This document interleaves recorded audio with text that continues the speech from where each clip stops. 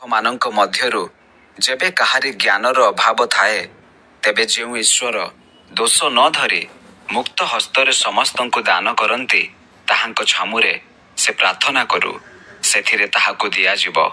କିନ୍ତୁ ସେ କିଛି ମାତ୍ର ସନ୍ଦେହ ନ କରି ବିଶ୍ୱାସ ସହ ପ୍ରାର୍ଥନା କରୁ, କାରଣ ଯେ ସନ୍ଦେହ କରେ ସେ ବାୟୁରେ ଇତସ୍ତତ ଚାଳିତ ସମୁଦ୍ରର ତରଙ୍ଗ ସଦୃଶ। ସେପରି ଲୋକ ପ୍ରଭୁଙ୍କ ଠାରୁ କିଛି ପାଇବ ବୋଲି ମନେ ନ କରୁ। ସେ ତ ଦ୍ୱିମନା ଲୋକ, ଆପଣାର ସମସ୍ତ ଗତିରେ ଅସ୍ଥିର, ଦୀନ ଅବସ୍ଥାର ଭ୍ରାତା, ଆପଣାର ଉନ୍ନତ ଅବସ୍ଥାରେ ଦର୍ପ କରୁ। ଧନୀ ଆପଣା ଦୀନାବସ୍ଥାରେ ଦର୍ପ କରୁ, କାରଣ ଘାସର ଫୁଲ ପରି ସେ ଝଡ଼ି ପଡ଼ିବ। ଯେଣୁ ସୂର୍ଯ୍ୟ ସତାପରେ ଉଦୟ ହୁଅନ୍ତେ ଘାସ ଯେପରି ଶୁଖିଯାଏ ଓ ତାହାର ଫୁଲ ଝଡ଼ି ପଡ଼େ, ପୁଣି ତାହାର ରୂପର ସୌନ୍ଦର୍ଯ୍ୟ ନାଶ ହୁଏ, ସେହିପରି ଧନୀ ଲୋକ ହିଁ ଆପଣାର ସବୁ ଗତିରେ ଝାଉଁଳି ପଡ଼ିବ। ଯେଉଁ ଲୋକ ପରୀକ୍ଷା ସହ୍ୟ କରେ ସେ ଧନ୍ୟ।